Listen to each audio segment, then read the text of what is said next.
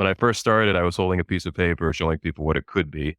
And then that turned into kind of a feeding frenzy back in 98, 99 into 2000. It was frenetic. It was intense.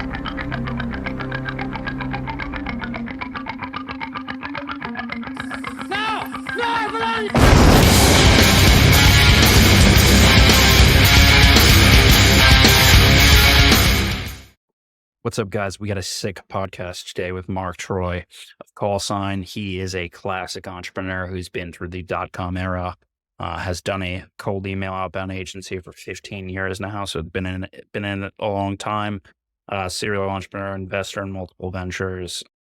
Really kind of classic for our audience. Walks us through his philosophy for hiring, looking at companies. You'll notice a lot of commonalities with previous and similar guests we've had on, especially these recent ones with cold email and outbound, kind of what he's talking about with generative AI. We're going to do a webinar and kind of run through his product a little bit to try to see, like, is there really anything to this? Can you actually automate sales with it?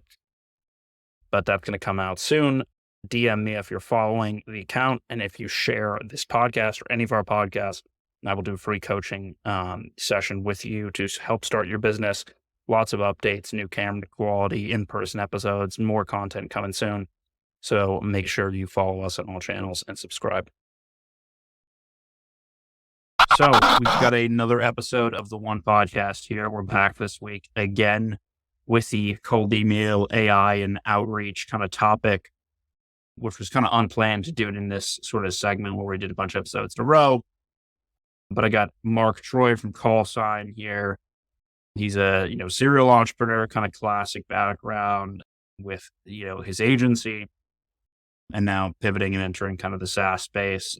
So Mark, you kind of know the background of the audience. It's would-be entrepreneurs, people co-piloting together. We have a big segment that's in the outbound marketing, cold email agency space. That's my kind of bread and butter as well. Can you give them a little bit of background into you and how you got into what you currently do? Sure. So I go back some decades. Starting in 94, I built a dotcom agency. So it was in marketing. We look like a lot of entities out there, Razorfish, Viant, Scient, and we built that up. And in 2001, I did another run at the agency play, which was more storytelling. Okay. The storytelling ties into sales. And along the way, we got into lead generation. That spun out of my agency. And that was my first company outside of marketing, more in sales enablement, called Resolute at that time. Cool. So I think, people, the youngerish audience, will find it interesting, I guess. How are you thinking about like starting a company back in that kind of like early .com era? And you consider it a digital marketing company, or were you doing paper stuff? But, how do you sort of think about that? Like what caused you to be this kind of entrepreneurial person, or was that just like sort of in your DNA? A little bit DNA, and then a little bit, of course, you see something. So if you are a risk taker in life, and whether having a job or starting your own business or both, you see opportunity and you go after it. And I saw .com as an opportunity. This was way before websites were even being built. They were just really nascent stages. So I went out there and built a company around that. Cool. And so, what types of services were you providing initially, I guess, in those first like 5 or 10 years? Yeah. First 5 years was full service web development, design development, execution, as well as CD-ROM development and replication, some print. So at the time, print still was a kind of a big thing, but that was probably 10% of our business. Was the kind of agency space today was for web development, stuff like that. Was the demand more major than it is today? Less major just because people haven't adopted it yet? Like, I presume businesses might not have been like super open to it. You know what I'm saying? It's kind of like the feed. Well, when I first started, I was holding a piece of paper showing people what it could be. And then that turned into kind of a feeding frenzy back in 98, 99 into 2000. It was frenetic. It was intense, very intense. Everybody wanted to be .com. Got it. So, but you had to explain it to them a little bit, But early on, yeah. But by the time 99, 2000 came around, it was everywhere. It's kind of like AI was 5 years ago, and now it's everywhere. People were talking about it 5 years ago, but now it's just on everybody's tongue every day.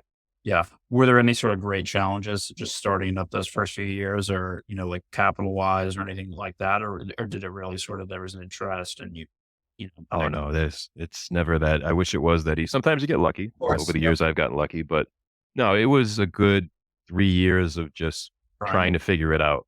Yep. And it turned into something after 3 years that took off. But yeah, it was 3 years of just grinding it out. Got it.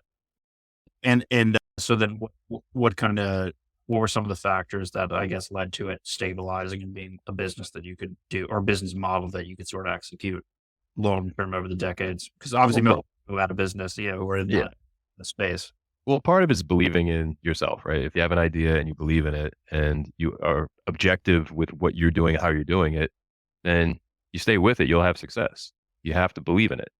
You have to know also when to pivot. And that term, has been used quite a bit in the past 10 years. We really didn't have that 30 years ago, but you got to know when to shift and you have to. If you don't, you die.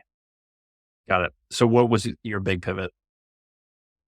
I think the first run, it was embracing truly that the web was going to be the place to conduct commerce. And the brochureware that started out where from 95, 6, 7, that was very much brochureware. Then it turned into commerce. And we pivoted at that time right into commerce to say, okay, this is going to be all about transactions. That was Right. the first pivot. Company was called Flywire. And at this point, what do you say? Like, what are you thinking about? Like the long term selling the company, getting into SaaS, or like what is it? Just kind of keeping the lights on. What's like you have a long term vision as far as what you're going to do in the market? You think you do. I mean, most people think they have a long-term Yeah. vision, but eventually that changes. Going from the original kind of web dev and then the next chapter was more storytelling. That's video animation, obviously still centered around commerce, but you're dealing with bigger opportunities. I think most people get into entrepreneurial adventures and make decisions along the way that may be passionate about what they like versus what they're good at. And that's the key is what are you really good at? Because if you're building something no one's ever done before, never seen before, you got to Yeah. believe in it because people would call me crazy at first. They thought I was nuts. Yeah. I mean, one of the thing that we're kind of talking to people about is it seems like most people, their first company or the first thing they do is something they're more interested in. Mm. You know what I'm saying? And then as time goes on, it kind of pivots to, something you're more good at. So in your case, what was that? What did you realize you were good at that was not evident in the first 5 or 10 years? Yeah, I didn't realize that I had a financial acumen. As an entrepreneur, when you're young too, I want to be very clear there. You can be an entrepreneur at any age, but when you're young, you're full of all kinds of piss and vinegar and you can run at everything. You have to be able to look at it and say, okay, what are you really good at? And I didn't realize I was really good at the finance side of it. So I kind of embraced that. And I got brought on a CFO and he taught me a lot. And running a business is about really filling the gaps as to what you are not good at and finding disciplines to fill those gaps. That's a true leader. That's what leaders do. Right. But you can't be good at everything. So you got to really understand that going into it. Did you, I mean, what did you, I mean, running an agency, obviously you have to manage the client product, make sure that the workload is good. First few years, you're involved in that a lot of times that now your employees are involved in that. So like, how did you kind of create, I guess you mentioned bringing the CFO in, but Mhm. how did you kind of create systems that promoted the scale of the agency and just like good functioning over time? Well, it's part of expansion. So when you start, it's you. And then you realize, okay, you need to sell. You sell the idea. The best salespeople on the planet are entrepreneurs, in my opinion. All the ones we can think of, we can name 20 of them, right? They all had to sell the idea. Once that's sold, then you start to build disciplines. Okay, what do you need to build the company? Well, you land a few deals. What do you need to deliver? You outsource it, then you bring in. So it's really just about the concentric circles of growth. It's you, and then it's you and a few people. Maybe they're contractors, become employees, et cetera. So, and then you expand and you find as you expand, there are gaps, maybe at a level where it's more, okay, now we need a management layer beyond the executive layer. Maybe we start with the management layer and then bring in some new executives. So you got to understand that it's not a science and it's not a linear path at all, but it's also, you got to know it's going to grow and expand if you're going to build the business and you have to fill the gaps. Okay. So how long are you doing the story stuff before you move into like lead gen and that type of path? Yeah. So it happened in 2000. 12 is when we started Union Resolute as a division in Piehead, my agency. And it turned into us helping salespeople with sales content that eventually they started asking us to do lead generation. We started looking at some data that was put across our plate called intent data. And we said, okay. And eventually we saw an opportunity where it was a risk and we decided to take that risk and build out a company and spun it out as its own thing. Cool. And what, I guess, what kind of success were you at when you first started doing it, right? Like, was it something that you saw success with, like it, and that's kind of why you invested in and sort of branching off in this? I don't know, is that a separate company or just like a branch of the overall company? But like, how much success did you see with the lead gen before you're like, I want to invest in this and pursue this as something? Well, when we started, we thought we knew our path and it was complicated, more complicated than we thought. And we needed to buy data. We had to look at how the data operated. We had to test and refine, but lead generation is a place where you can test and refine what's working, what's not working. And more so than in marketing. Marketing, you can definitely put together some pretty advertising and that can work. And that's it.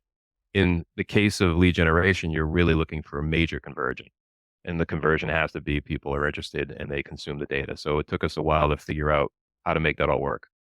And when we did, we had a company and we had, okay, a couple clients came on, we tested, refined, then we opened it up and started selling and it worked.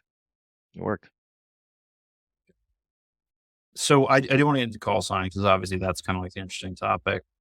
But you've had like a have you had, over the last like 10 or so years, it looks like you've had like been involved in a number of different ventures. Hmm. Are those like investments that you do on the side or sort of, just like other side hustles and companies? Or how do you sort of, you mentioned being good at finance. I presume that's like one of the, just managing those different things is something that's like Yeah. built up.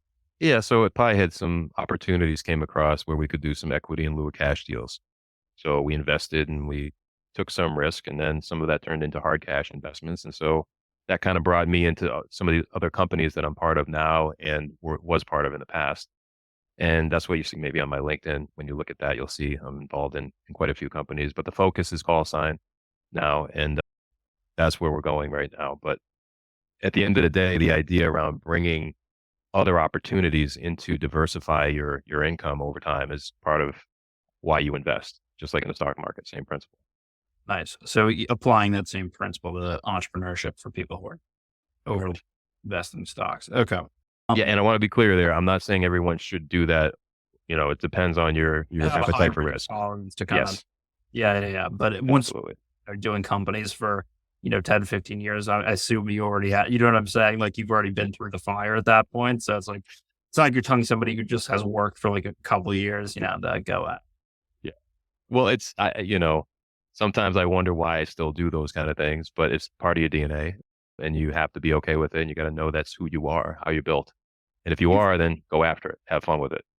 I mean, you talked a little bit about like your philosophy as far as like the concentric circles and just building out the agency. Have you found that that kind of philosophy applies to like your investing or participation in these other companies? Absolutely. You feel like Absolutely. the win, I mean, nobody can pick the winners, right? But do you feel like you have a good like way to kind of look at like teams and look at like, from like market fit and all that type of stuff? Or kind of like a methodology for that? I would say yes, but some of it is gut. Some of it is understanding that, management teams are the most important thing. You could have the best product in the world and it can die on the vine without good people. You need good people.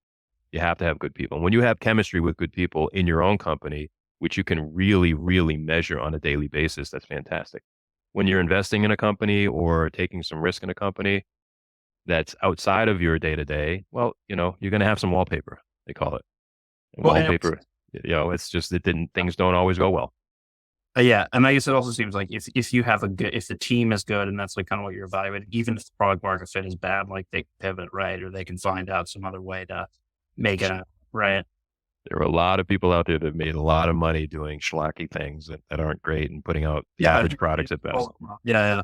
So That makes sense. Okay. So I mean, obviously people who watch this are very familiar with like lead gen and probably what you're doing with Ian and Resolute as far as just B2B in general. But so at what point are you thinking about getting involved in like doing a SaaS that ties into that? You mean like call sign, moving into call sign? Chris, did I hear you right there? Yeah, like moving into Callsign. Yeah, like when does that kind of idea come up, or is that something that's part Yeah.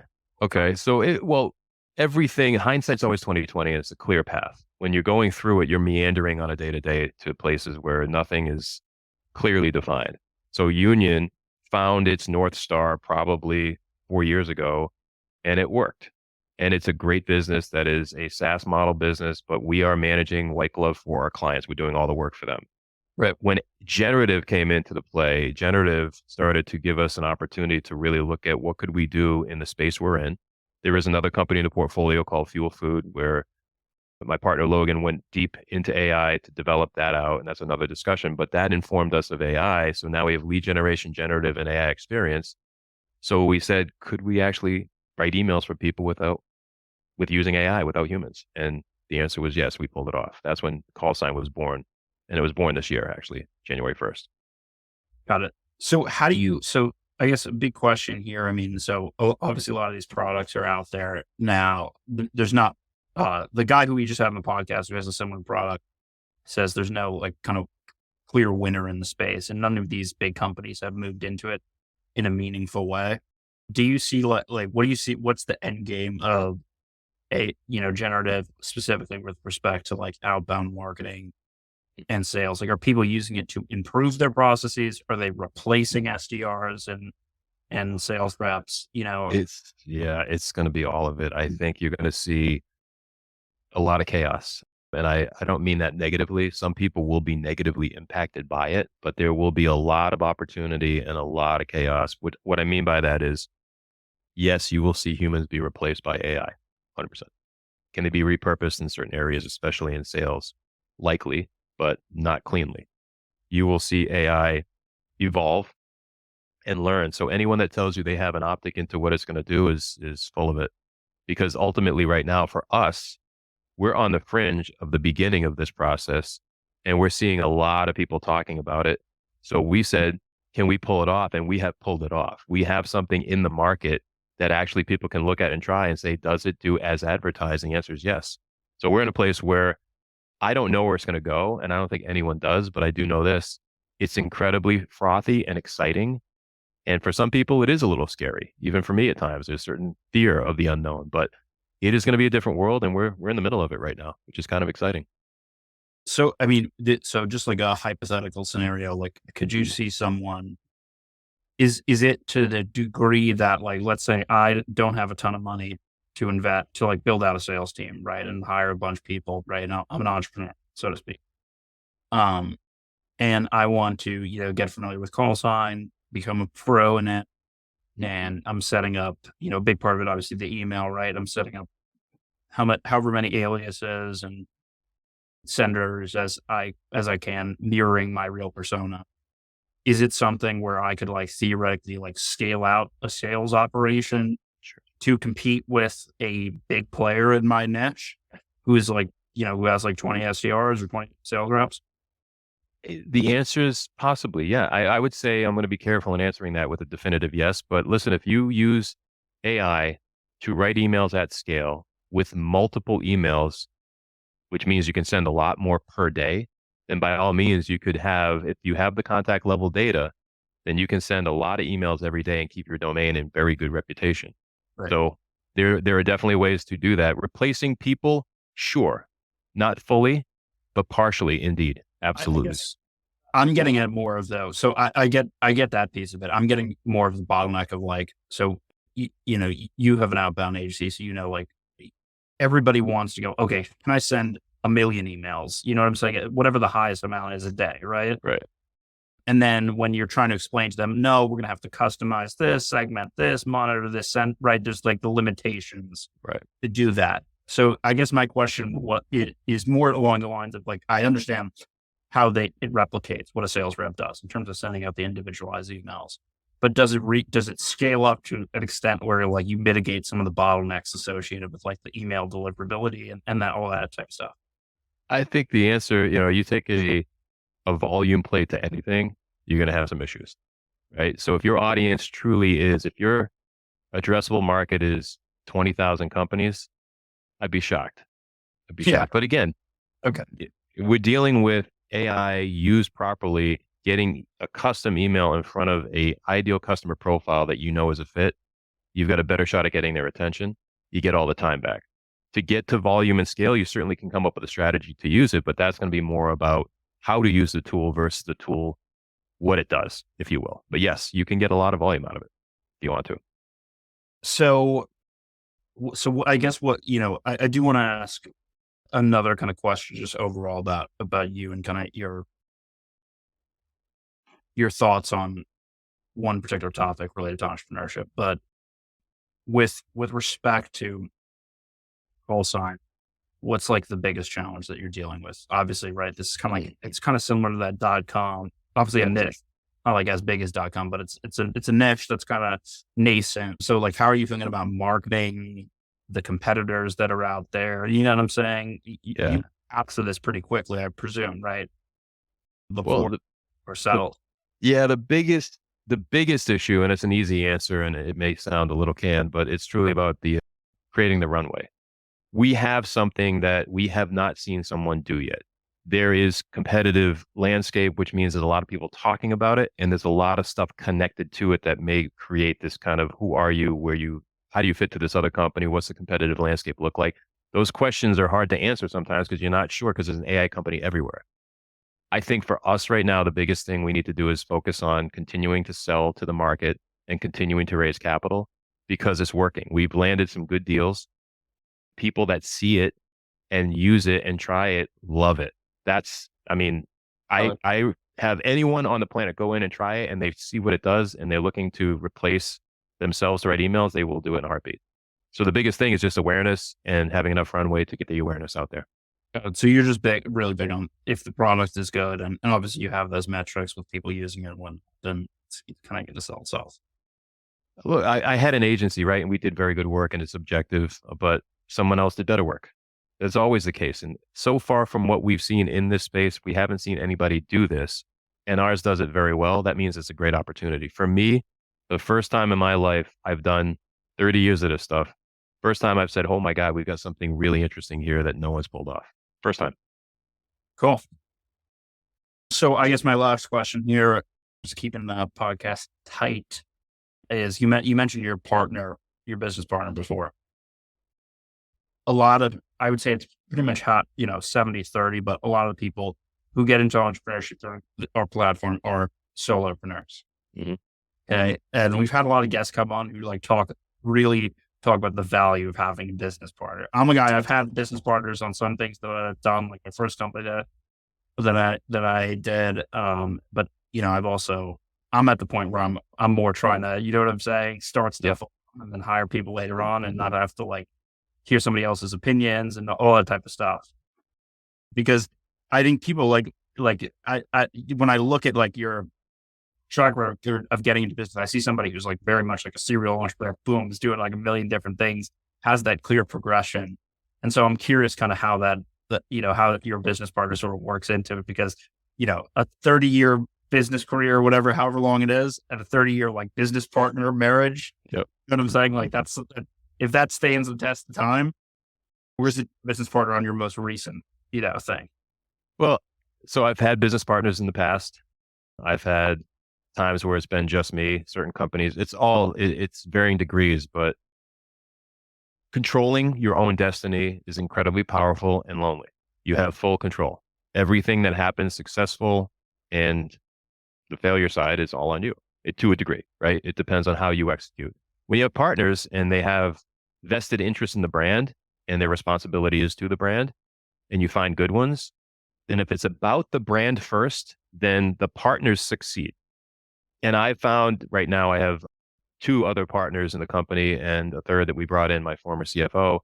And these are people I trust. So I'm lucky to have those where I know I can trust them. But it doesn't mean it's always the right strategy for every entrepreneur in every situation. They're all different. You have to look in the mirror and say, what does the company need? And is it just me or is it someone else? What's it look like? It's an important dialogue to the mirror. The mirror itself does not lie. Cool. Cool. So, Mark, where do people find you and how do they get on it? Can they purchase Callsign and subscribe, get on it now or? Yeah, go try it for free. It's free. There's a premium version and it's $99 a month per seat if you want to use the advanced version, but the premium is to test it, see how it works, and it's callsign.com, CALLSINE.com. Cool. And yeah, we'll do it. We'll do something with that for the members and to try to show them that. But Cool, man. sounds good. Mark, thanks for coming on. This is awesome. Thanks so much. Appreciate it, Chris. That sounds good. See ya. Last piece, really trying to get this moving. So if you share the podcast on any platform, YouTube, Spotify, etc., screenshot me, DM me on any platform that you are following and subscribed and you've shared this podcast. Let me know and I'll send you a link to schedule free coaching.